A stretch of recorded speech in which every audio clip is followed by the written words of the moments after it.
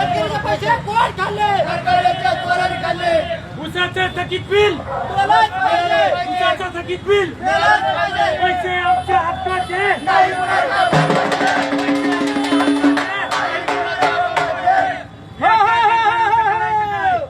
ऐका ऐका, आहे शेतकरी भिकारी, शेतकरी भिकारी आहे शेतकरी भिकारी.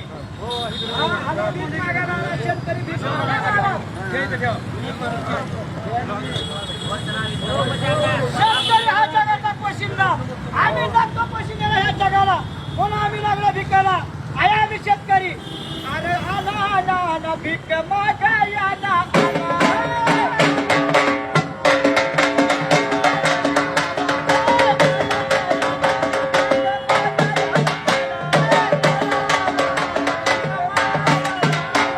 शेतकऱ्याचे लेकरं राहिले. अरे मच्छर भिकारी मच्छर काय होणार भलं कधी? अरे आला आला आला भीक मागायला आला.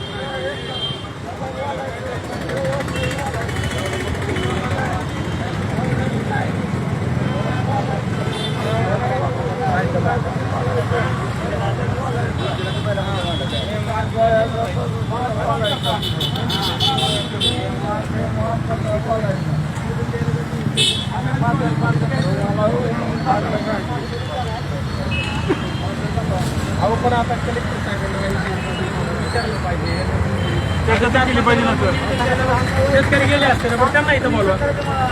तसं नसते साहेब, ही सगळे 5 जण इथं नियम आहे. 5 जण फक्त कोणी प्रतिनिधी असू द्या, पण आम्ही काय म्हणतोय, समजा जर त्यांच्यातला एखादा प्रतिनिधी त्याला काय प्रशासन रोजच पाहिजेच नाही, कारण की शेतकऱ्यासाठी तरी यायला पाहिजे त्यांनी. असं आम्ही हलकी बंद करतो. कालव्याचं काही नाही, 5 लोक कोणी विचारलं 5 सर कसे सर. बरं एक काम करू, सगळे शेतकरी इथं बाईट तर द्या.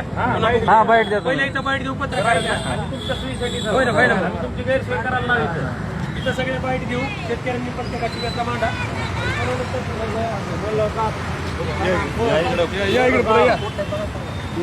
इकडे सर का इकडे सर का इकडे इकडे वा सर का इकडे तुम्ही व्हा इकडे बोल दे त्यांनी. तुम्ही इकडे वा सर का बोलू नव्हतं.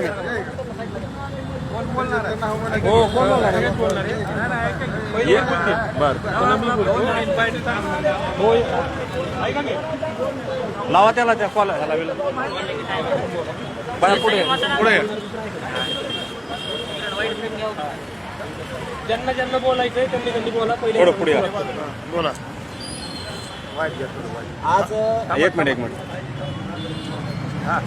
आम्ही औसा तालुक्यातील शेतकरी आज यासाठी इथं आज भीक मागो आंदोलन करण्याची आमच्यावरती वेळ आलेली आहे. सरकारला आम्ही वारंवार सांगितलं होतं की आमचं पीक आमचं जे बिल आहे ऊस बिल आम्हाला मिळालं पाहिजे. आज 7 महिने झाले, 1ही रुपया शेतकऱ्याच्या खात्यामध्ये पडलेला नाही किंवा शेतकऱ्याच्या हातामध्ये पडलेला नाही. मला सांगा आज किती ऊसाचे आपल्या खताचे भाव वाढलेले आहेत. सगळे तणनाशकाचे किंवा कृषी खात्याचे सगळ्याचे भाव वाढलेले आहेत. मला सांगा आज शेतकऱ्याला एक कुठली गोष्ट आपल्याला शेतकऱ्याला पुरी पडते आहे.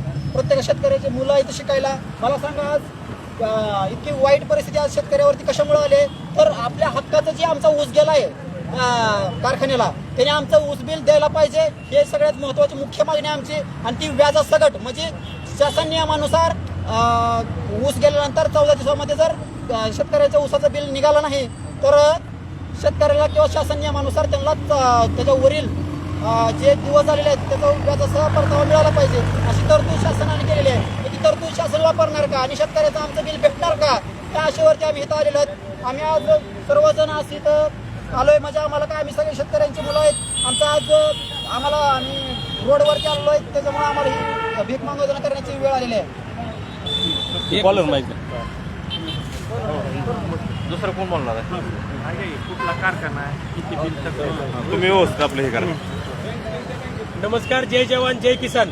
या ठिकाणी आलेला सर्व शेतकरी बांधव हा त्रस्त आहे त्या कारखानदारांपासून ज्या शेतकऱ्याला आज त्यांच्या हक्काचे पैसे फक्त ऊस घातल्यानंतर 14 दिवसात मिळायला पाहिजे ते हे नालायक कारखानदार लोक 14 दिवसात न देता आज 7-7 महिने जर विलंब लावत असतील तर लाजा वाटल्या पाहिजे त्या कारखानदारांना की या शेतकऱ्यांना आज रस्त्यावर उतरून त्यांना भीक मागावं लागते.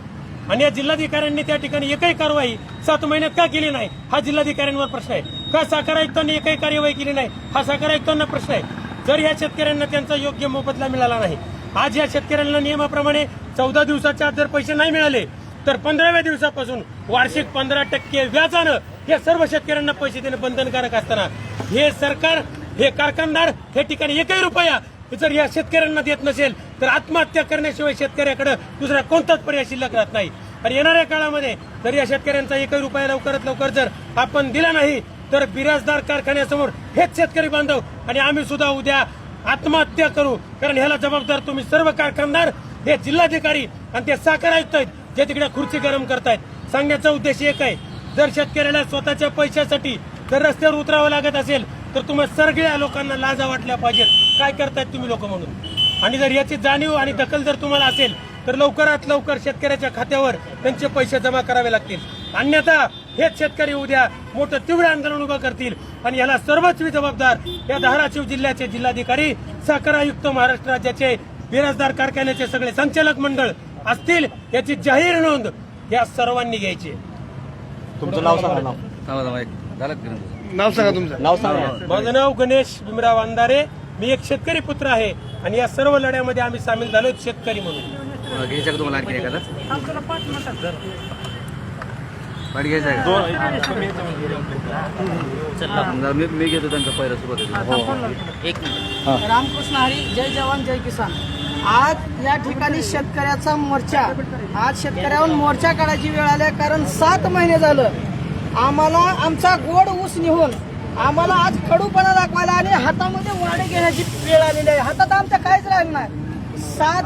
प्रत्येक शेतकऱ्याचं कुटुंब हे शेतीवर आधारित असतं.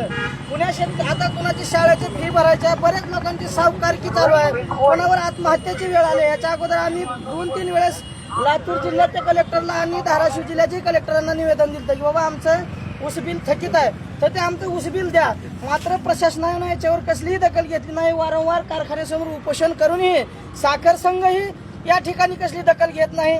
सहकार मंत्री यांच्याकडे डोकून पाहत नाहीत. शेतकऱ्यांनी का आता प्रत्येक गोष्टीला इथं यायचीच गरज आहे का?